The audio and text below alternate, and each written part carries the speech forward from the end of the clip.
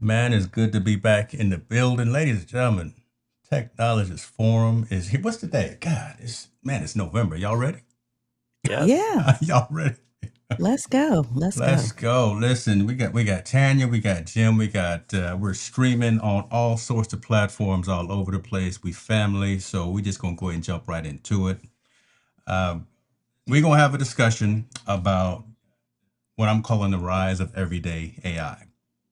I just gave the co-host that premise, no other background, no other information, but the idea is I just wanted to have a conversation with us, amongst the three of us, and also those who are brave enough to leave a comment or a question. And you can do that by putting a Q in your comment, and we will address it. Let's start there. When I say the rise of everyday AI, and again, I'm a premises. I thought it is 36,000 feet in the air a couple of days ago. So if it's a little off the cuff, y'all pray for me and y'all forgive me. Channy, let me start with you, ladies first. Your thoughts, because you live in the world of AI, right? You are building Yeah. products, you are building solutions, you are building use cases for Yep. AI for folks. Talk a little bit about what that means when you hear the statement, the rise of everyday AI. Honestly, for me, that means that the AI is really permeating every part of our life. It's not just professional, it's not just business. Because I know a lot of entrepreneurs and marketers tend to gravitate towards things like this. It's new tech, right? The shiny objects. But it's not just for us, it's also for anyone who is doing anything, any activity, whether you're in school or if you're at church or if you're doing your day to day grocery shopping, creating recipes to cook for the evening. Whatever it is you're doing, AI as a tool is now something that I think more and more people are starting to find ways to use it. So for me, everyday AI is about the idea that it's being adopted um, into households, businesses, you name it. Like Mhm. it's become a part of our system and how we work and live You sure you and did? play. You didn't peek at my notes, did you? Because you said a whole lot of things that I got written down here. I'm making sure that I didn't share this. Okay. Uh, great, great. I love that, Jim. Let's have you tail off of that because I want this to kind of be the crux of the conversation. Everyday AI. What is it that you do? What is it that you're seeing from the conversations that you're having? Because you're leveraging all these tools and platforms as well. I mean, I will say that I was probably a little slower to the AI party, and part of it was because it's like, oh, I got to pay for all these different subscriptions. But then, thanks to Dustin Stout, I discovered Magi, which was great because it's got a bunch of tools all under one roof. But then, what's really got my attention of late, well, one, Gemini, because if you've got a business enterprise Google account, you get access to a lot of those things. What is it, Nana Banana or whatever, Banana Nana, Nana Nana, Nano banana. and and Bro, you're gonna have to get the names right if you're gonna come I around. know. Well, I'm old, so that's my excuse. But what I really like, as a Mac user, is I'm really enjoying what you can do with Atlas. And so, as we talked about, I don't know if Tanya's using it, but I'm actually using Ecamm interview mode in Atlas tonight as opposed to Chrome. Yeah. And I like how it will let you analyze your stuff because it's basically next to whatever window you got open, and you can ask it questions specifically off of that, and it gives some amazing feedback. How to improve titles, list. In fact, I was thinking with that Ecamm competitor that people that Mm-mm. are browser-based people use, Mm-mm. it might actually tell you how to make your title and description of your live stream better before you even publish it. Mm. And I think that could be very helpful because one of the things too is, I mean, even though in theory, these platforms, whether it's uh, Perplexity, whether it's, Atlas, are using Google or, sometimes they say they're using Reddit to search for things, Yeah. you still can ask the question, I want my content to be found by ChatGPT and found by Perplexity. And that's where I've seen it helpful in giving you those clues, because Yep. even if it ends up in Gemini, you have to start thinking that way first, because even I'm sure both of you, when you go search on Google, what's the first thing you get now? You get an AI summary, Yep. right? Right. It's Right. not giving you what we were used to back in the old days. Um, and so whether you like it Which or was not, yesterday. yeah, Talk about it. whether you like it or not, you have to, you know, go with the times and start at least getting into understanding how AI can help you. It doesn't Yeah. mean you have to do everything with AI, but I think, it's no longer one of these things where you can just put your head in the sand or you're going to get left behind. Love that. You said a whole mouthful there. And we gonna unpack all of that. Jim is on one today, ladies and gentlemen. First of all, let me say what's going on to the people in the building. Curtis, we see you, sir. Appreciate you for joining. Tech troublemakers in the building as well. And MDH, we see you. Appreciate you for being here, my friend. So let me ask this, because you said a lot and it all is relevant. I want to go back to the fact that we're using AI to do so many different things. And you mentioned a couple of browser platforms. So yeah, everyone knows about Chrome and the integration with Gemini and Perplexity and Comet, and now OpenAI's Atlas. The pervasiveness of AI to do so much for us at any time. Again, like you said, you do a regular Google search. It no longer just shows you the listing of items or of things. It now actually goes through AI mode by default. Is that too much? Are we moving too fast in the terms of where human engagement interaction is being replaced by these algorithms? But is it doing the old Steve Jobs when he took the headphone jack out of the iPhone? Right, he took it out before we thought we wanted it taken out. Everyone was up in Hmm. arms, but now we realize no one's using wired headphones anymore. Is it kind of that same mentality? Do you guys feel that we're moving too fast with all of this new introduction of technology, especially around AI? I think the danger there, James, is that because you get this summary, you don't question it, right? Yep. That's the Okay. danger, because we as humans need to remember that critical thinking is still important. And my concern is that with AI, people are not thinking anymore, right? They're just, oh, well, it told me this, right? It's kind of the problem we have, we'll just say, between the left and the right, is people don't want to check facts. Like, oh, well, it told me this, so it must be true. Yeah. Yeah. And that's the concern that I have, is that people are just going to take things at face value, as opposed to like, I want to see this. I mean, I was on a show earlier today, AI and social media shortcuts, and talking with my friend Rachel from Bad Redhead Media, and she was talking about Mm. how she's been using with Mm. books, and we'll ask it like, hey, give me some quotes to use for, quote cards out of this book.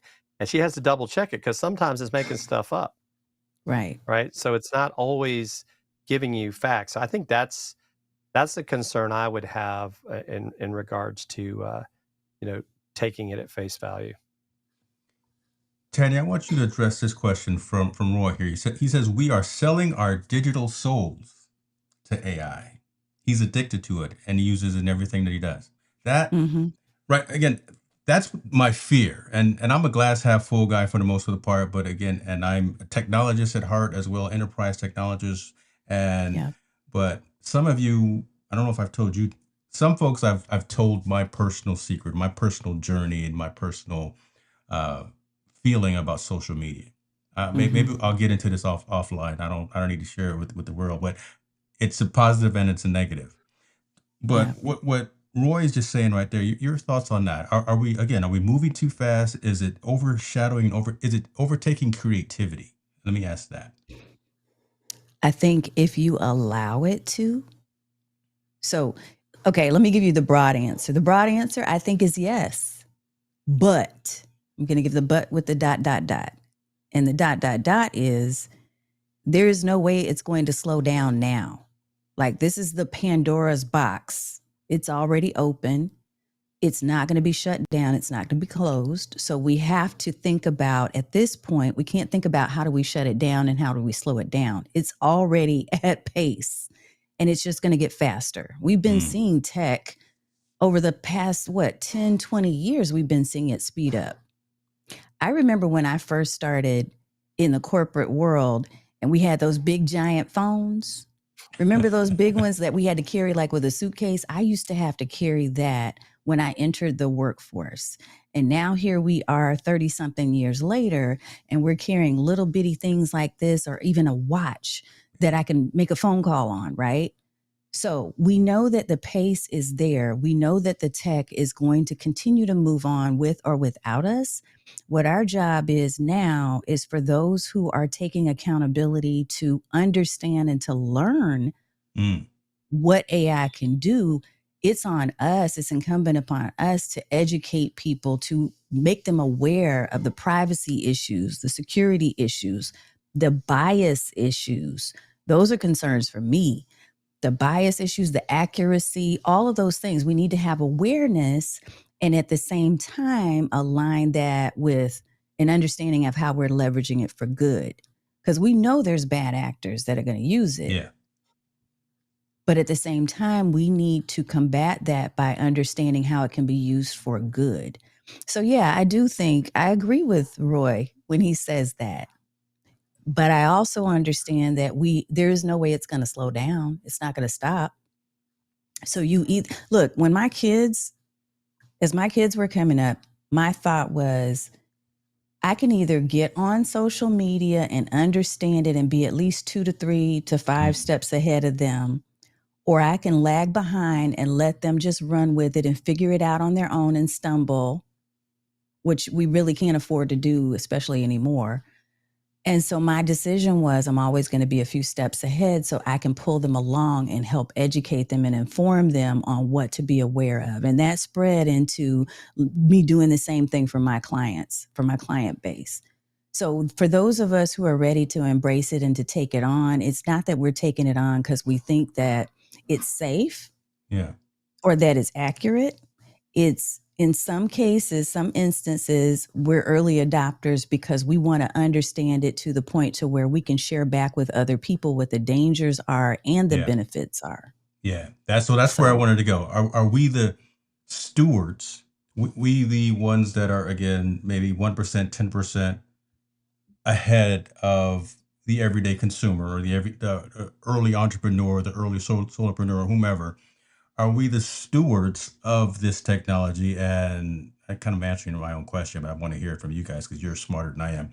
Should we lead by example? Is kind of what I'm saying, because we have kind of seen some of the good, some of the bad, some of the ugly already, right? It hasn't been that long, but we've seen some of that iteration, and folks that are just now coming in, now having access to all of these tools, all of this capability.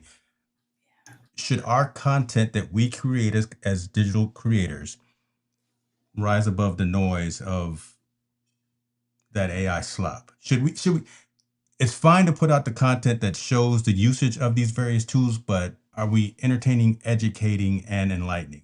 Kind of doing all three. We can entertain all day, but the education piece as well. I hope so. I Okay. hope that's what I think the three of us are doing that. Is everybody doing that? Watch No. this. Watch your tone now. Okay, now I'm, watch. See, look, see, I'm not yeah, calling out people she by calling name or people out. anything, but I'm just going to say Yeah. that that's something that is inherent within your business character and ethics anyway. Yes. Right? We were doing that. The three of us were doing that. I know, prior to the whole AI boom. So we have a duty to continue to carry those same ethics and that thought leadership into this new world of AI and tech and automation and all the things that we do. I think that this is one of the reasons why I love to do workshops now, and why I love to do live workshops, because I don't want to just talk about, hey, there's this new tool that you can go get and you can use this. And hey, look at Sora. I want to break it down, understand it, and then say, okay, here's how you're going to marry your own creativity, your own mental acuity, your business acumen, what you know, your experiences, everything that you're bringing with you to the table. This is how you marry that to the new tools. Not this is how you replace your mind with an AI bot. And I Mhm. think that's the difference. I think we are positioned to take on and to be responsible. I call it digital responsibility. That's on us. Like, we shouldn't be out there telling people just go use this thing and don't think anymore. We Right. shouldn't be teaching our kids and our youth to do that. We need to teach them still how to think. Like, I want my kids to know how to use an atlas in addition to learning how to use GPS on their phone. My God. I'm Somebody, just Right. saying. oh, Lord have So mercy. Let's just let it's an that marinate for a minute. enhancement. We'll let that marinate for a minute because, for one, you're already getting kudos on the audio. MBH is saying, your audio was on point. I don't know, I got all these microphones in here too, and ain't nobody saying nothing about my microphone. Well, you know. Well, but All I right. think to Tanya's point though too is where I guess you could say I'm a little bit turned off is when I see these, maybe more so it's ads. I was like, look, you can make a AI avatar video, and you can stop making videos yourself. Mm, Just give it a thing, and now you've got a video. I'm like, but then is that really you? Because a conversation I had with Vince Puglisi was AI might know what I am like today, but am I the same person 2 weeks from now? And it doesn't necessarily adapt to that. And so I think I love it for creating frameworks and for maybe like kind of checking our work. But you still don't know that it's 100% correct. But I think, too, and actually it's funny that she mentions GPS because what happens if the GPS goes down? Do you know how to read a map? hmm Right. How do you operate if digital goes down? Are you lost? And I think that's one of those things that we have to remember as humans is we have to be able to operate if, for whatever reason there's a power outage. Well, I don't know what to do. My phone's not working. I don't Yeah. know how to, boil water because I would ask my AI stove to do whatever. So I think that's where we have to not forget, some of the things that we grew up with. I mean, I don't think Yeah. the three of us ever imagined we would be doing what we're doing now. I know I didn't. Maybe you guys did because you're smarter than me. But I think that the AI is definitely something that I look at it. It's a tool. We need to learn to use it, and I love how Tanya talks about we got to have that digital responsibility. Yeah. I love that, and I love the questions and the comments coming in as well. Shirley B is talking. Appreciate you for being here, my friend. Who says, remember the ad? Is it live or is it Memorex? This is what the Mm-hmm. question was. AI is Yeah. being used for everything. Um, and then Dr. Stone says something as well. It is possible to use AI and continue to think critically. I think that's kind of where I wanted to take the conversation as well. And I see people engaging from that perspective. The fact that we're using it as a tool, we're not using it as a crutch. Mm-hmm. We're using these algorithms and these large language models and all these various capabilities to. I always talk about taking steps out of the workflow, right? At Yeah. the end of the day, if I can be more productive and effective with my time, 1,440 minutes per day. Shouts out to Florence Donald on that for reminding me of that every time I talk to him. Um, but that's the whole idea, right? Because look, I procrastinate. I wait till the last minute. I'm a last Yeah. in, first out kind of guy. Whatever. If I can be more efficient in my usage of time Mm-hmm. and by using tools, but not relying on it to give me the entire thing. I like what you said, Jim, too, right? Setting it up, using these tools as frameworks, Mm-hmm. right? Just giving it an idea to brainstorm. I can't call Tanya at midnight all the time when I got an idea or something. Because listen, she probably cussed me out. I'll be asleep. She won't even pick up the phone, ladies and gentlemen. I I'm won't trying to even pick it up. call. I'm trying to. But when I have one of those brain fart moments, and at the end of the day, and I want to get some ideas out, leveraging these tools to set up the conversation, set up the dialogue, and then still go deeper. I think instead of making an assumption, we have to have this conversation that use the tools, but do your own research, do your homework, put Yes. in the work so you understand what you're actually getting from these tools. Does that kind of make sense? It Yeah. does, and Yeah. and I got a question, I guess for the two of you because I've seen this as well as say whether it's we'll call it the the people that make graphic designers and some of these other people are Mhm. scared that their job is going to go Yeah. away because of AI. What are your guys' thoughts on that? Do you think that, yeah, there's that possibility to some extent, but how do we address that things are going to change? I mean, even like the actors, right? They're fearful of like, oh, they're going to start writing scripts and create movies Mhm. that are nothing but AI. And yes, people will watch that because they just want to be entertained. I Kenya, think what we you have doing? to find new ways I think it's just like with every revolution, right? The Industrial Revolution, all the different ones, right? All the different transitions that we've had throughout history. There is loss. And so there will be loss of certain jobs, but there's also huge opportunities. So finding ways to leverage the tools, again, with what you know, is what will help you to differentiate and to sit in a new seat, sit in a new driver's seat, in a new car, and drive it in a way that no one else can. So if I'm a photographer today, not only am I going to learn how to or leverage my experience in photography because I do high profile photography, but I'm now going to start using AI tools to help me to speed up the process of editing, to make things even more beautiful, to design unique backgrounds that are on top of what I took a realistic picture of. I'm going to offer more services because I'm learning how to leverage AI plus what I know.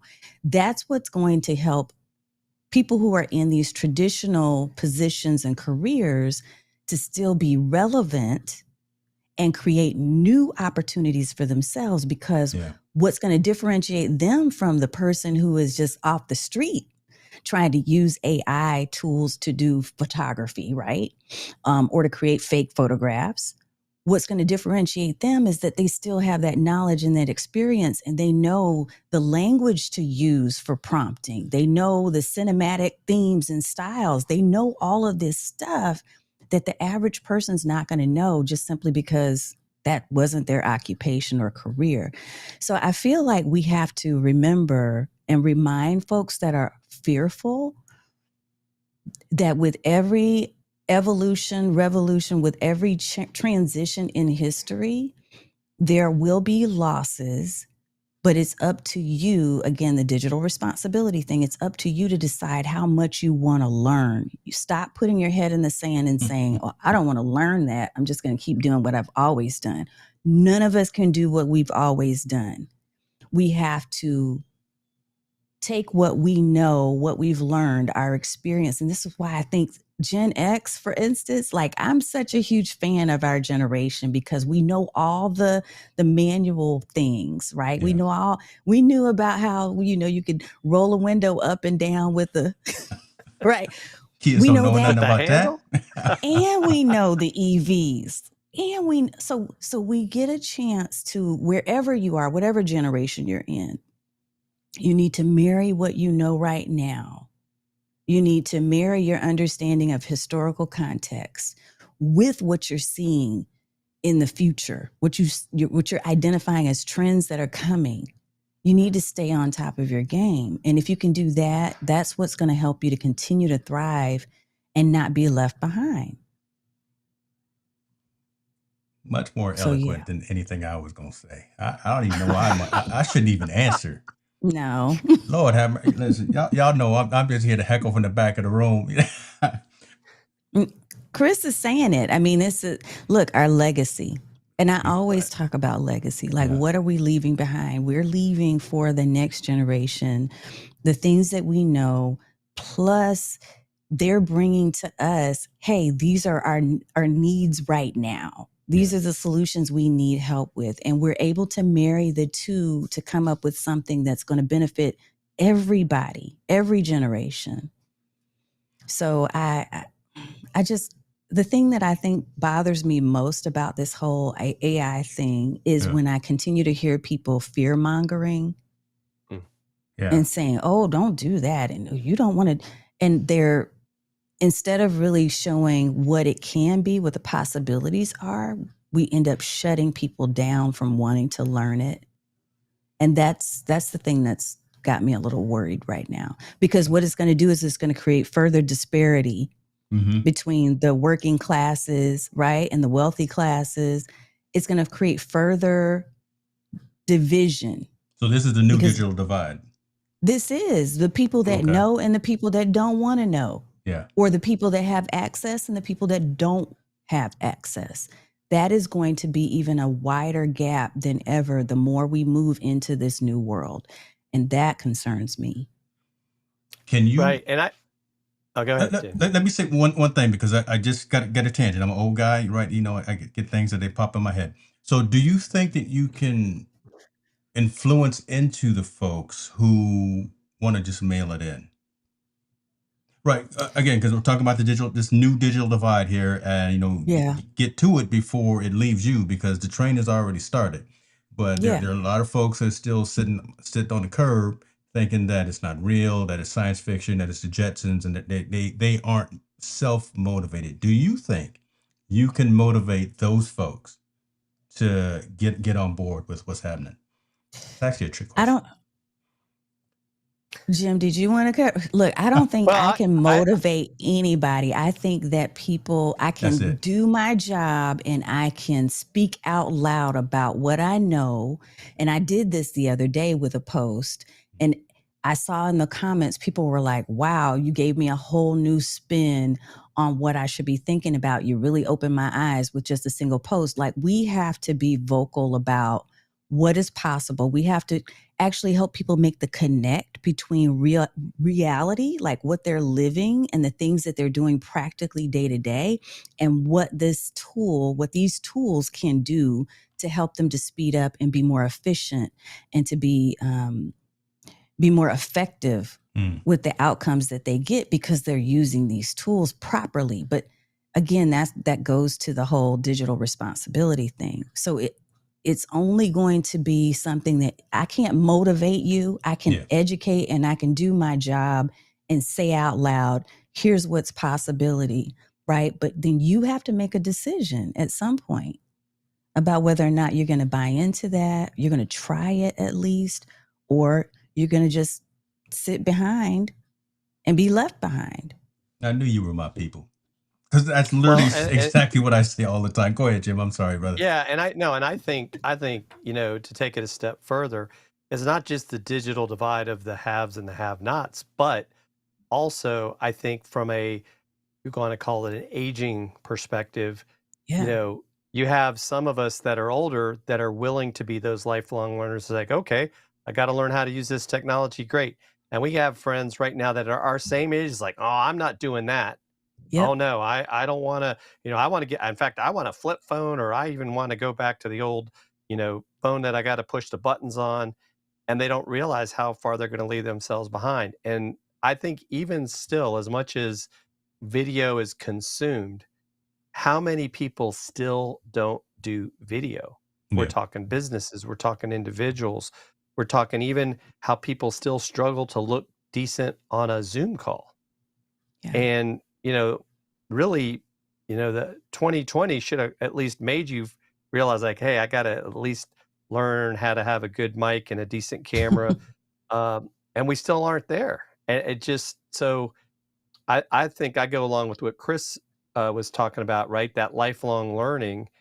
And I'm also curious to see, especially, now being a grandparent, how education is going to change. Mm. Because Yeah. the reality is, when you have access to information, I sometimes feel like these professors and these teachers is like it's almost like they want to force rote memorization on people. Like, well, if you don't Mm-hmm. memorize this, then you're not learning. No, it's about teaching people how to critically think. I mean, like I used to joke, I was in government contracting. Do you think I wanted to memorize the federal acquisition regulation? No. I wanted to figure out, where do I go to find the information? That's Yeah. that's what is the critical skill, is how do I find the facts and know that they're facts and not folly? Love it. Uh, Man, that's good. All right, I will answer, and then I'll move on, because the fact I I said I was a glass half full guy, but I do believe that repetitive tasks will be eliminated. I think some of the lower level, kind of entry level types of repetitive tasks will be eliminated and replaced with an algorithm.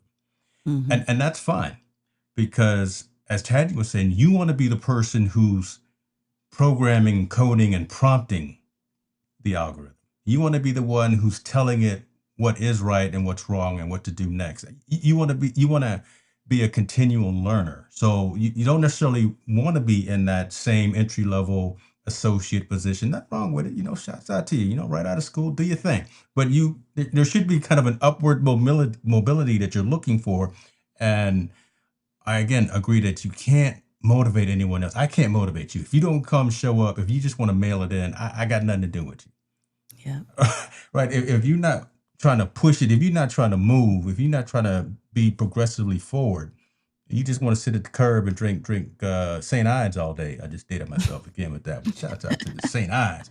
Um, if you just want to do that, again, I got to cut you off from the club because that's not who I want to roll with. So continually learning, continuing educating yourself, seeing that this technology is here, it's not going and it's not leaving, it's here. So get on board or get left behind.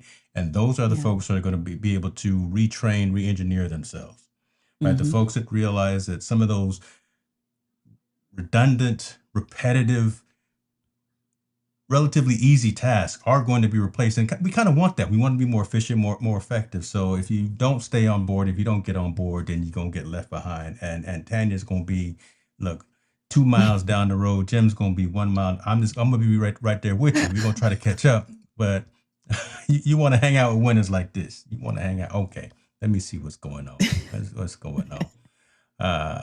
What's that? Oh Lord, let me straighten up. Mama's in the building. I Oh, know. Mom's in the house. Hey, hey, let, Mom. let, let me sit up straight and make sure I didn't say nothing about anybody. Mama, appreciate you for being here as we talk these things. Uh, Chris Stone, I'm a mad dog to see. I'm not. Melanie probably drinking an Indeed, old fashioned, 2020. but I'm not gonna put her business out on the streets right now. She's probably drinking an old fashioned right now, hanging out and. All right, so we talked about everyday AI, talked about it replacing jobs, kind of the next evolution of that, and kind of being smart about that. We kind of touched on this topic as well. I want to ask about culture. I want to talk about opportunities for um, that digital divide perspective as well, and kind of what your thoughts on that. Do you see the access to these tools as being open to everyone? Or do you see kind of close of the guard? I don't know what I'm trying to say, but do you think everyone has access to the same types of tools, right? If you got access to the internet, if you got access to a laptop or web browser, whatever, do you think, and do you think everyone has access to a Coursera or to a whomever where they can start learning about how to leverage these tools? And either one of you can go first. Go ahead, Tanya. That's an interesting question. And this is the way I'm going to answer it. I think that there are certain tools that are accessible. We know most of them, right? We know ChatGPT, so OpenAI, we know Claude, we know the ones that are the common and more popular ones. Does everyone have access to the more advanced levels of LLMs? No. But we can start with the basics. We could start with where we are. What is really cool to me is seeing, and this is something that I really want to explore myself, is seeing that there are programs that are being developed for our next generations, programs that are being developed for youth to understand AI on a basic level, and then, moving up to different advanced reasoning tactics and all of that kind of stuff, right? So I love that there are people that are putting together, for instance, I would love to do a nonprofit for Black youth, right? Mm-hmm. Who may or may not have access to some of the things that we're talking about today, or they don't even know it exists to be able to go access. I want to just start with the basics, right? But I don't think everybody has equal access to understanding how to use these tools. Even if it looks like, hey, this is free and you can go use ChatGPT, They don't have access to the education behind how you leverage that free There we open go. AI, There we go. right? And that's the thing. When I talk about the digital divide and how concerned I am about that, there is this level of ignorance that some have simply because they haven't been exposed to or introduced to. And instead, what they're seeing on TikTok and other spaces is the fear mongering that I was talking about. For a period of time, a couple of weeks ago, I had multiple people that were in my inbox just blasting me with, did you know that AI can do this and it's being used against this group of people? And I was getting like slammed with them. And that's the reason why I wrote the post that I shared the other day, because I was like, okay, hold up. What is happening is you are being influenced by the fear instead of looking behind it to see, why is it that they don't want me to know about this? Why do they not want me to have access and to have courage to go and try this out?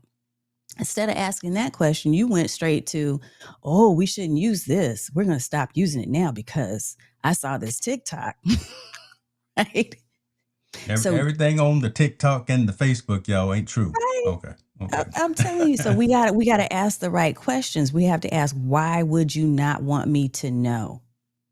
The biases are there, yes. So now we have to educate ourselves about how to combat that. How do we use that for our good? And how are we educating other people who are in our circle of influence? If my grandmother were still alive today, I would be talking to her about, here's how this can make your life easier, Grandma. I'm just going to show you a couple of things that you can do, right? Yeah. Using your phone.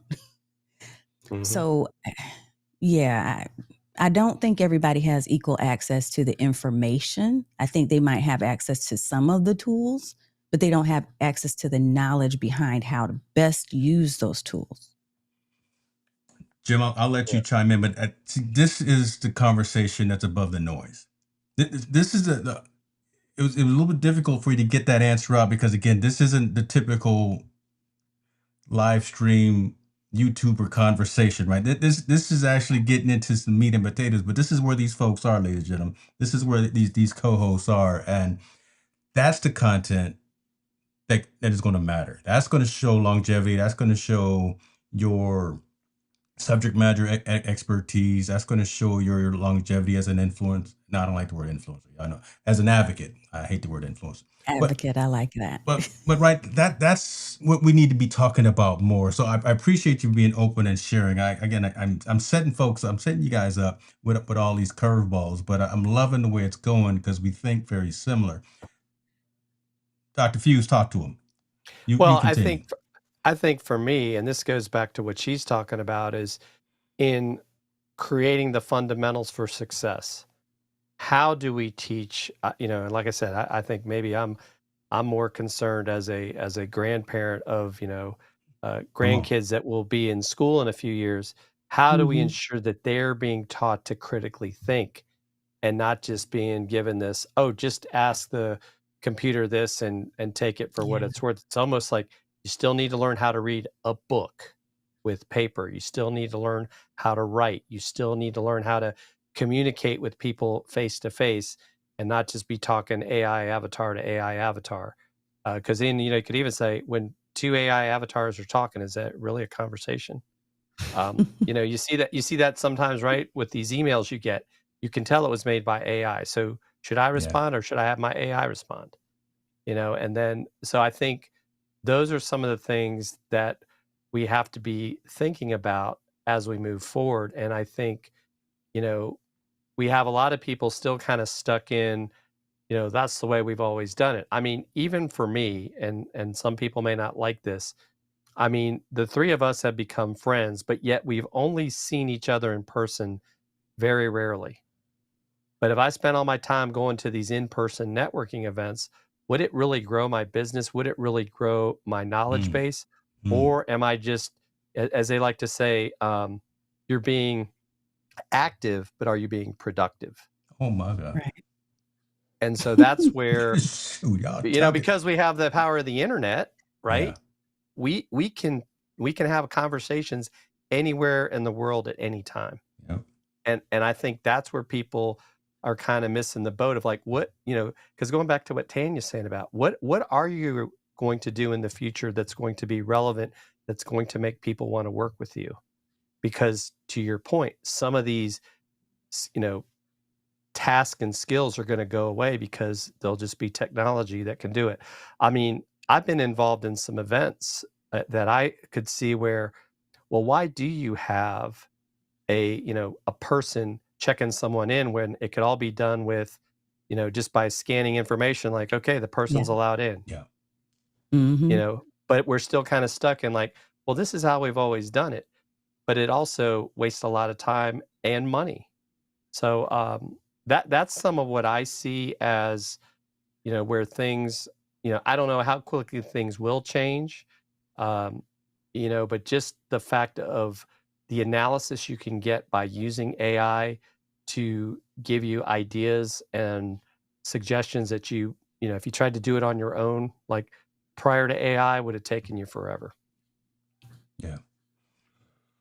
Let me do this. Let me ask this because you definitely hit on something right there. Being busy does not mean you're productive. You're being Hmm. active, but are you being productive as well? So Florence and Chris chimed in on that. So you dropping gems over here, ladies and gentlemen. At least like, subscribe, follow them too. Subscribe to their channels. I'm more make sure you follow these folks because this is where the winner's at. Be active, not passive. Proactive and not reactive. Doug over Yes, here. Doug. That's a My good one. goodness. Yes. He In over here layman's preaching. terms. Yes. He over here All dropping, right. dropping gems left and right, ladies and gentlemen. So what do we do? So the onus now, again, you guys know 10% more than the other folks. And I think there is a responsibility. Or let me ask you this. Do you think you have the responsibility to reach back, help the new folks coming up? And if you have an example, I know it's probably a very generalistic question, and in the comments as well. How do we do that? How do we educate? How do we bring folks forward? What examples do we do? Is it by? No, I'm not even going to ask. I'm just gonna put that question to you two. Do we have that onus one to kind of educate those that are behind us, and how do we do that? Because I think society will be better overall Hmm. if there are some goats, if there are some leaders, if there are some folks who have been there, done that, and are willing to spend the time, energy, and effort to educate and enlighten and entertain a little bit too. Well, I'll leave let's that. let the lady from Texas go first. The lady from Texas has the floor, ladies and gentlemen. Go right ahead. Here's my thought on that. I think that, yes, we have an opportunity to be able to reach back. And when it comes to, when I say reach back, I don't necessarily mean even reach back in generations. I think that, like you said, if we're 10% ahead of anyone, then whoever it is that's willing to learn, we're reaching to them. Here's one of the things that I think I try to do, and that is not lecture people. I see a lot of lecturing going on social media. It's become a thing. It's like people rant and rave against other people who don't know what they do, who don't believe the way that they do, who don't look like they do, whatever it might be, right? If there's a difference, then you're ranting at them. I don't think that's going to be the way to help people to come along for the ride. I think the best way is to show people practical bridges, meaning that you're sharing with them, okay, let me understand you first, and let me understand what your needs are and what you struggle with, what your challenges are. And then I'm going to practically show you how AI, technology, automation, systems thinking, critical thought process, I'm going to show you how using that will get you to where you want to be.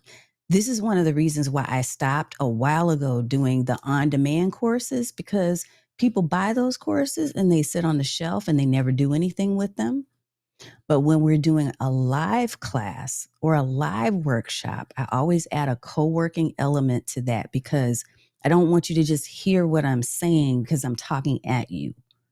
I want you to implement and apply it to your today. Whatever's happening with you in your day to day and how you're doing things now, I want you to see the bridge between what you're doing now and how that can be transformed with the power of the tools and the systems thinking. I want you to see that. Because I think, honestly, then, James, that's the only way people will truly take a hold of it and say, oh, I get it. Now this makes sense to me. Now I can see why this is a positive and a good thing. But talking at people and constantly ranting at them and telling them they're dumb or they're stupid or this is why you're not successful. I hate seeing those type of posts when people are comparing themselves and their knowledge to what other people are doing or know. Yeah. It's about bringing people along by showing them the practical bridge between what they do now and what is possible. So I guess that's my answer. I love it. I mean, I know for me, and kind of an old joke is my tagline. I used to use my last name was "I'm fired up to help you succeed," and so that's kind of how I look at these things. Is my goal, and part of that is like even in the Marine Corps, the officer enlisted relationship. It's kind of the teacher scholar sort of thing. Help your Marines to become better because they got to take over from you down the road. So I look at that way in business as well as how can I help you get better? But I can only help you get as good as you want to be. Doesn't matter what I want you to do. And I'm sure we've all dealt with that, even with our own children. Yeah. We have things we'd like them to do, but they're going to make their own decisions, but we're still going to love them. We're still going to be there for them. And I think I kind of look at that as well in business as like, hey, I'm always here to help you. But I also, and I think we've all learned this lesson is I got to be careful about the brain picking. I love like, Tanya talks about like, instead of doing these on demand things, let's have live classes. Let's build communities where people can ask questions. I think for me now, I'm looking at creating more short YouTube videos that can teach you something quick. I kind of do the same thing with my Substack. Here's an article and a video because people have different learning modalities. Yeah. That's where I think AI can help us kind of figure out what's the best way for me to get this out in different mediums and modes to be effective. Jesse is in the building as well. Ex-military, 22 years. Appreciate you, sir. But he's giving you some kudos. He's chiming in. Dr. Vibe is here as well. Man, we got all of it. They all coming from Tanya's channel. No, they are. No, they are. I see everybody. I see what's happening. They all come. He sees it. It's the Tanya show, but that's good. No, it's not. What's I good love here, y'all though. Thank you for being here. Look, just like Doug is saying, listen, Tanya, speak your speech. Wise words, motivation to help. Again, I'm just here heckling from the back. I'm just instigating. But right. So I hope the audience who may not know me, again, you know, since we're streaming live on both Jim and Tanya's channels as well, understand kind of what I'm doing. I'm layering on consciously and purposely the discussion pieces. I'm setting it up with the premise and looking for the dialogue. Every week I never share with them the whole insights in terms of what we're going to talk about, and it just turns there's a lesson that always comes out. There's always tangible. It's probably frustrating and nerve-wracking for them as well because they're like, oh, I can't prepare for it. You don't want to prepare for it. No, it's not. We want to go right off the cuff, but at the end of the day, we are saying you're making us think. You're making us critically think. You get it. Okay. But I got to say it out loud because other folks, just they may not know. They may think we have a structured outline, which we have nothing. Like there was a one-liner. We just had that this is topic. What we're going to talk about. That's it. It was just a topic. Yep. And I think he told us this morning, didn't he? Or maybe it was this afternoon. It was this afternoon. It wasn't even this morning. Oh, okay. See. And I was just like, okay. Like I said, last in, first out. I'm not trifling. Listen, it was on purpose. Again, it's conscious to make sure that we stay fresh with this conversation. And I think it's more lively. I know it's more lively because, again, it's causing us to not put on airs. We're actually saying how we truly operate in our own entrepreneurship and our own businesses. What Tanya's doing with her podcast, with her Substack, with her GPT generation, we've touched on each piece of that. Jim, what you say, what you're now changing your methodology in terms of creating shorter, more engaged learning videos on your channels, that matters. And those are actionable things. Again, we can't motivate other folks to get it done, but we can tell them some tangible tasks and skills that we're leveraging as well, that they might work or they might not. I think they're going to work because we're willing to actually put in the work and measure it as well. So we'll throw something against the wall, but we've got a plan, and we'll measure it. We'll look at the analytics and things of that nature. So again, I'm over here just trying to set precedents that I know what I'm doing, y'all. We're not just throwing this against the wind here. So this is it's working out perfectly as it always is. All about an open conversation. Thank you, Jesse. See, there you go, Jesse. My goodness, I'm gonna put that on the screen right there. That's right. That is how we get ahead. That's true. So let's do this. What's next? We started in the middle of the conversation talking about some of the platforms that we use, and we don't necessarily have to go down the whole slew of platforms that we're using, but where do you see us going in the very short term, right? We talked about browsers, we talked about building communities, we talked about leveraging newsletters and things like that. If you had a crystal ball of where everyday AI was going, where do you think that the industry is going? And forget about the $1 trillion pay package that Elon Musk just got, because I'm upset about that. But where do you think we as entrepreneurs, solopreneurs, digital creators are going in this usage of AI from an everyday perspective? How we leverage these tools, these platforms? I'm going to go with wearables. I think as the things like, the Meta glasses and some of these things start to develop, I think that's going to allow people to do things more on the move. But I think on the flip side, because there was in a speakers group I'm in, they were talking about how people could have glasses when they're on stage and it'll Mhm. like do a hologram of what they're talking about. But my thing about that is like, just like we're doing right now, we're doing this with no script.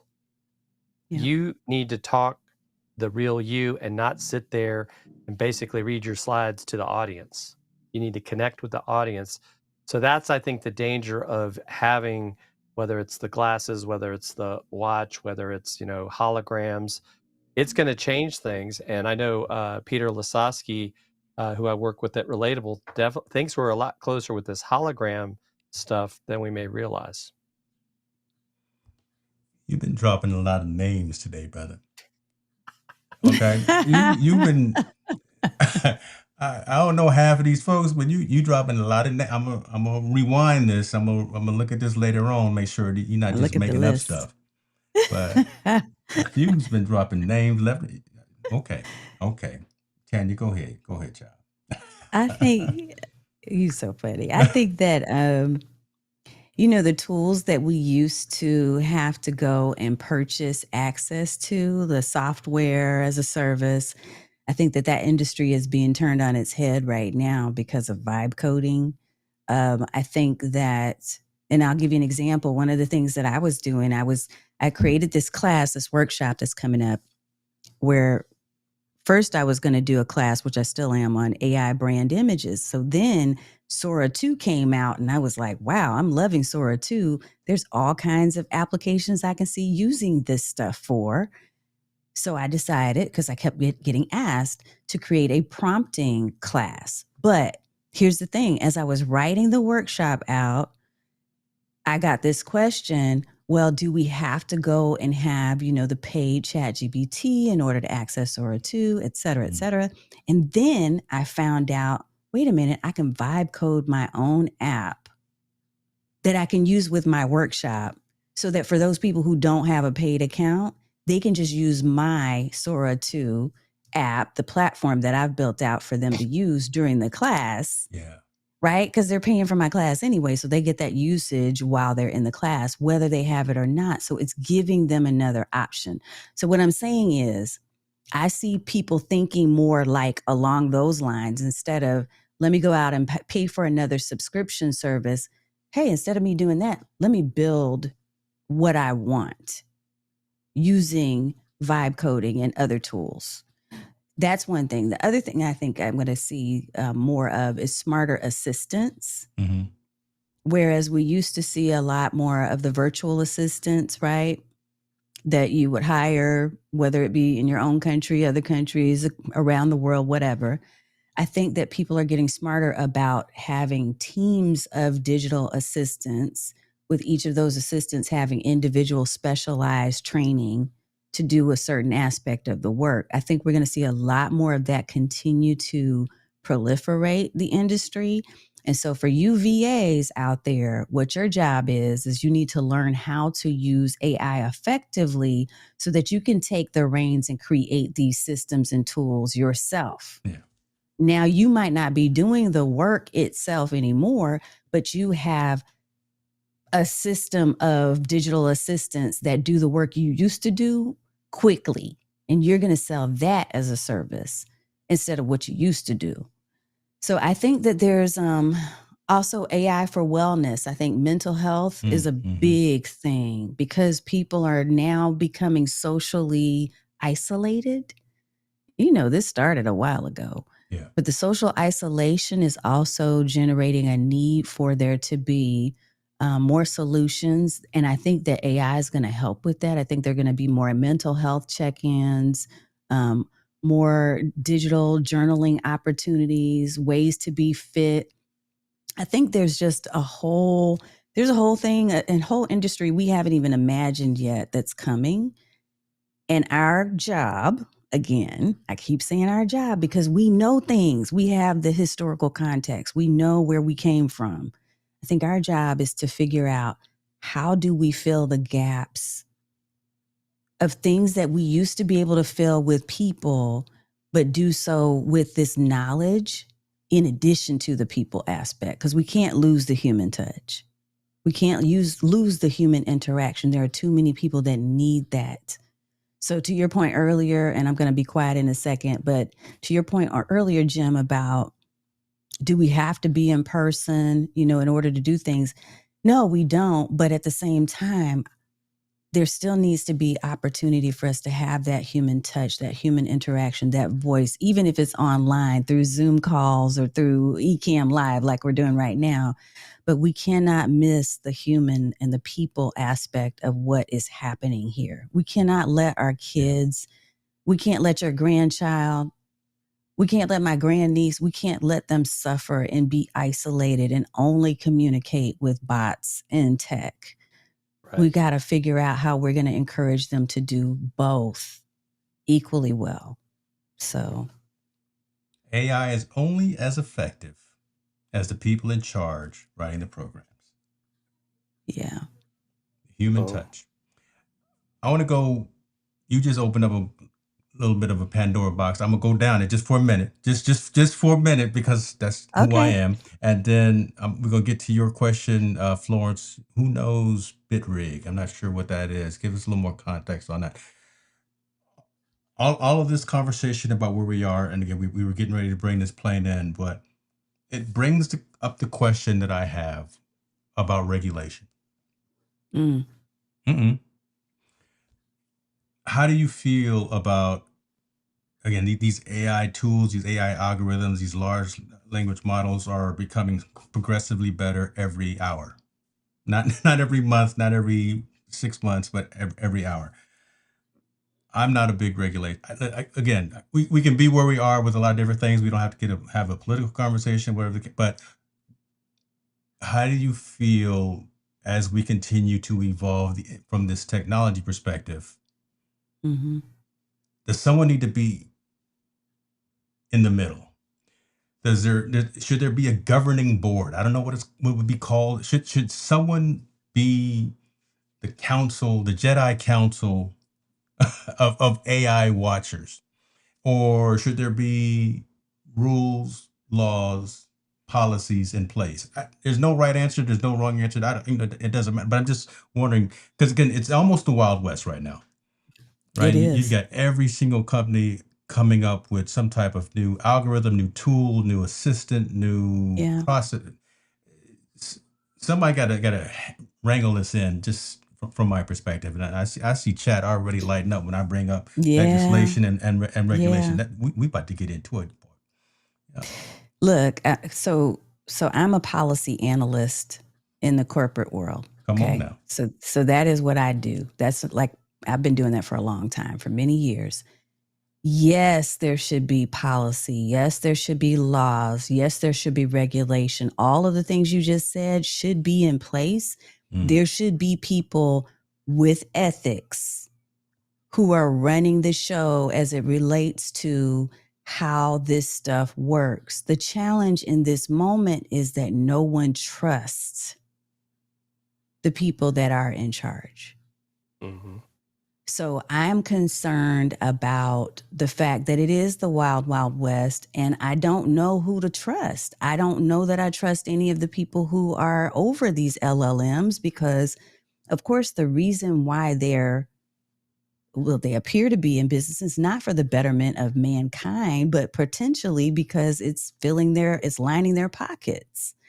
And even if that's just a suspicion on my part, because I don't know any of them personally, I think that a lot of us are very suspicious just given the way that things have been playing out in the world over the last few years.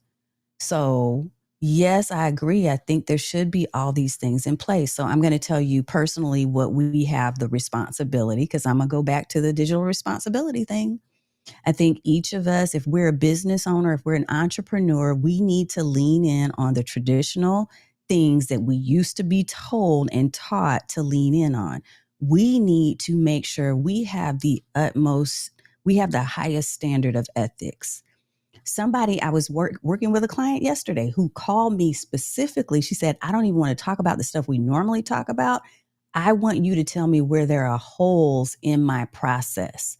What she was worried about is exposure because she felt like she wasn't being honest in certain aspects of the systems and the tools that she was using. And I said to her, let's examine from start to finish how you're putting people through your funnel.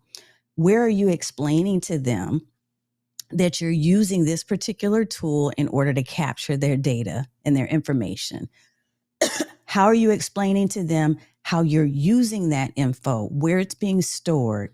Like, are you asking these questions of the people who are behind the scenes for your company and your business so that you can set it up to be truthful and honest and real with people about how you're using their info? That starts with us as the owners. We can't necessarily rely on government, on regulation, on all of those things right now in this time because there's a lot of mistrust. But do those things need to be in place? Absolutely. And I hope that they will be at some point. And I hope that we will somehow regain trust in those different systems. I just don't know that it exists today. That's my honest and transparent feeling on this. So I'm taking responsibility for my own business to say I'm truthful. The ethical considerations that I think about are to protect you and to protect me and my family, right? So anytime I'm having a call with a one-on-one client, I'm saying to them, would you like me to record this conversation? I ask them up front at the beginning of the call. And then I tell them the only way that this transcript will be used is it's going to be used in one of the two or the three following ways. And I lay it out for them so that they are clear on exactly how that info is being used. Making sure that you're integrating and incorporating some type of information into your terms of service and your privacy policy about the use of AI. Mari Smith shared something the other day that a lot of people were up in arms about. She talked about a speaker clause and having a speaker clause that tells people exactly how you're okay or not okay with them using your likeness, whether it's your voice or your physical appearance, with the use of AI. These are things we as individual owners and entrepreneurs may have to think of on our own while the rest of the world and the industry and the regulators that are supposed to be doing it, while they're doing their job eventually. So. Mr. Fuse. Oh, yeah. Yeah, I mean, she hit on a lot of the things. I mean, we have a lot of quote unquote rules and regulations in place today. but they're not enforced. And I think that's the concern I have. And even if you look sometimes at, we'll just call the leadership, whether it's at the local, state, or federal level, they don't have the knowledge base to make good decisions, or they're being fed the information to make those decisions by groups or people that don't necessarily have our best interest at heart, but their own pocketbook. Appreciate y'all. We got to breathe, got to exhale just because we did. Yeah. I took y'all down one right there, man. But Yes, you again, did. above the noise, above the line, and we had to have that conversation. The comments was on point as well, in alignment with what we were talking about, Jesse and Florence and Dr. Vibe, everyone, and John. I see you in the building as well. We're gonna go and bring this plane in, but that's the conversation right there. It was a mini masterclass. It was a mini workshop. Y'all, again, go subscribe to Tanya's channel. Go subscribe to Jim's channel. If you want to subscribe to mine as well, that would be amazing. But the information that was provided, hopefully it brought value to you, right? Because again, at the core level, talking about AI and its uses from an everyday basis, and I really wanted to make sure we talked about the entrepreneurs, the solopreneurs, the digital creators, who we are, who we relate to, and that's a large swath of all of our communities, right? Solopreneurs, entrepreneurs, and digital creators. So finding value, finding actually actionable things that folks can do today to make themselves better. We can't motivate you if you're not motivated, but we can give you these tools and we can give you some direction. The ball's in all of our courts now to go do the thing. So share this episode, rewind it, watch it again. Appreciate Shirley says she's gonna chop this up. She's gonna do my clipping for me. So I'll send you some Venmo or something. Appreciate you, sis, for that. It's just what we do, ladies and gentlemen. Technologist Forum. We meet every Thursday. I bring on members of the family as co-hosts, and we chop it up and we talk about the things that matter. Hopefully, you found value in the conversation. If you did, let me know. If you didn't, still let me know. Right. In the Make sure they description, follow you, Hicks. I'm Yeah, come humble. on now. I'm humble. I just y'all. You are, but you do such a wonderful job, first of all, of like you said, you're masterful. You didn't say this, but I'm going to say it. You're masterful at making things seem simple. So providing us with the topic and then allowing us to really speak from the heart on things. That's so important. Not only speaking from the heart, but you're actually selecting, I think, the peers that I see on the panel every week. They're people who are thought leaders within their own niche, and what they do is amazing already outside of these walls. But when we come together, I think it's really incredible. And you've done that. It's because we trust you and we know you that we said, yeah, sure, I'll sign up when you were asking, like, who wants to be on these panels. That's why I come every month. So Yep. I want to thank you and give you your flowers too. And we know you just got off a plane not that long ago. Yeah. And we're 12 hours like, ago. hey. 12 hours ago. Okay. Dr. Hicks, I'm not going to give you any flowers, but I might give you some bourbon. But yeah, I would agree with Tanya. It's kind of one of those things, right? Like if either one of you were to ask me to do something, of course I'm going to say yes. Because I trust you. I've gotten to know you both, and I think we all are very much alike in things that we think in, not just in the tech space, but in general. You're both genuinely good people that I think are great role models for all of us. And so yeah, I love when we get a chance to talk, and like you said, the format is great because this isn't like a script of like, okay, well, we got to cover this or that. It's just kind of goes where it goes, and you're seeing the real people. There you go. I appreciate y'all. That's what we're going to do. So, folks, again, chime in. Okay, subscribe to this one too, but make sure you get theirs. We will see you next week for another discussion. Tanya brought up vibe code, and I'm going to put that in our Notion database because I think we need to talk a little bit about that as well, because that's crazy, and just how powerful that is and where it's going already. So I think we're gonna talk about that as well. Y'all be good to yourselves, and I will see you. I don't know when I'm gonna see you, but I'm gonna see y'all next time.